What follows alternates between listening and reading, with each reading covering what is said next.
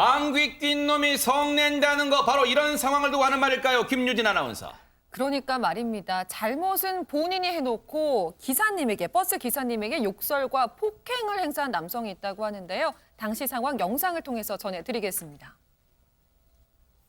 네, 서울 서초구의 한 버스 정류장입니다. 한 남성이 버스에 올라타는데요. 이 남성이 버스 기사에게 뭔가 불만을 토로하고는 자리로 가서 앉게 됩니다. 네, 그런데 이 남성 이후에 버스를 타고 가는 도중에도 계속해서 버스 기사를 응시하더니요. 네. 급기야 버스에서 내리기 직전에 기사에게 다가가서 욕설을 퍼부었습니다. 허허. 그런데 이것으로 끝이 아니었는데요. 네. 이 남성으로부터 갑자기 욕설을 들은 버스 기사가 버스를 정차한 후에 경찰에 신고를 하니까 이 남성이 잘못을 뉘우치기는커녕 급기야 버스 기사를 폭행하기에 이르렀습니다. 하하. 아니 최단비 변호사님, 저 폭행까지 하게 된 일단 대체 이유가 뭐예요? 저 남성의 이유는 뭡니까? 일단 저 사건이 지난 1일 밤에 오후 한 9시 10분경에 있었던 일입니다. 서초구에서 말씀하신 것처럼 버스를 탔는데 처음에 버스에 올라서서 버스 기사에게 왜 문을 늦게 열었느냐 이렇게 불평을 시작했던 거예요. 근데 불평을 잠시 하고 자리에 가서 앉았습니다. 근데 계속해서 응시를 하면서 버스 기사를 그 뒤에서 계속해서 주시를 하고 있었던 거죠. 그리고서는 내리기 직전에 와서 욕설을 하고 폭행까지 이른 것인데 이러한 일련의 사실을 보면 네. 문을 늦게 열었다라는 것이 결국은 이 폭행의 원인이 된 것이 아닌가라고 추측해 볼 수 있습니다. 하하. 아니 그렇다면 버스 기사님이 당시에 문을 재빠르게 열지 못했던 혹시 이유가 있었을까요? 얘기 한번 들어보시고 이어가 보도록 하겠습니다. 마스크를 제대로 착용을 안 해서 제가 제대로 착용할 때까지 기다리고 있었습니다. 문을 안 열고.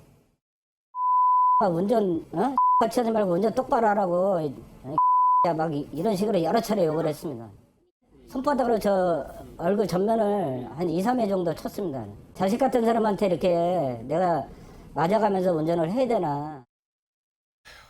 어쩐지 그럴 거라 예상했는데 딱 들어맞았습니다. 장해찬 평론가님, 마스크 올바르게 착용할 때까지 기다렸다는 거 아니에요, 지금? 네, 마스크를 제대로 착용하지 않고 있었던 상태라고 해요. 그 상태에서 문을 열어주고 버스에 탑승하게 되면 단순히 기사님 문제가 아니라 버스에 타고 있는 다른 승객들도 위험해질 수 있고 그 승객들이 오히려 항의를 하거나 불쾌감을 표출할 수 있잖아요. 자칫하면 이 달리는 버스 안에서 승객끼리 또 시비가 붙을 가능성도 없지 않습니다. 네. 그래서 문을 닫은 상태에서 마스크를 똑바로 쓸 때까지 시간을 주고 기다려준 거죠. 네. 하지만 이 기사님의 배려를 저 승객은 배려로 받아들이지 못하고 해서는 안 될 짓을 하는 것 같습니다. 네.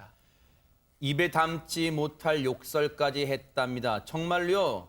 저런 사람들은 꼭 묻고 싶어요. 집에서도 부모님한테 그렇게 버르장머리 없이 할까요? 김유진 아나운서. 그러니까요. 정말 입에 담지 못할 욕설이라서 제가 내용을 다 전해드릴 수는 없고 내용만 간략하게 전해드리면 아까 보셨죠? 앞서 들으셨죠? 운전 똑바로 하라.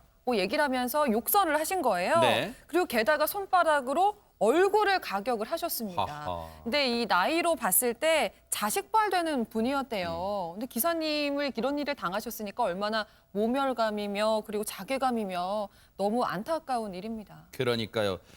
최단비 변호사님, 사실 저 기사님의 행동은 저 승객이 타기 전에 문을 조금 늦게 연 행동은 오히려 방역법을 잘 지켰다고 볼 수 있는 거 아닙니까? 어떻습니까? 네, 맞습니다. 다들 이제는 아시죠. 2020년 5월 26일부터 방역당국의 코로나19 확산을 방지하기 위해서 버스, 지하철, 이렇게 대중교통에서는 마스크를 착용하지 않는 사람이 있다라고 하면 승차를 거부할 수도 있어요. 즉 마스크 착용이 의무화됐습니다. 만약에 기사님 말씀처럼 마스크를 제대로 착용하지 않았다고 하면 사실 기사님 입장에서 승차를 거부했어도 되는 상황인데 오히려 다시 제대로 착용할 수 있도록 기회를 준 거잖아요. 그럼에도 불구하고 저렇게 폭행으로 되갚았다라고 하는 것은 굉장히 부적절하다 이렇게 보입니다. 네.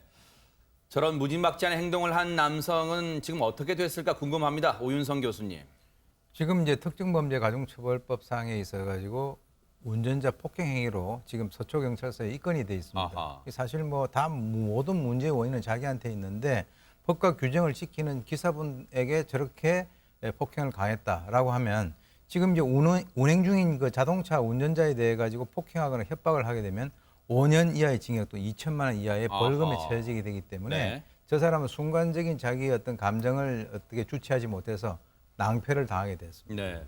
그런데 백성문 변호사님 참 네. 이런 일이 끊이지가 않네요, 지금. 사실 코로나19가 발발하고 나서 그다음에 이 마스크와 관련된 시비가 굉장히 많이 있었죠. 특히 이렇게 대중교통에 탑승해서 마스크와 관련된 지적을 하는데 그때 운전자를 폭행하거나 승객들을 또 폭행하거나. 네. 근데 이런 사건들 최근에 수사기관에서도 마찬가지고 법원에서도 무관용 원칙을 채택하고 있습니다.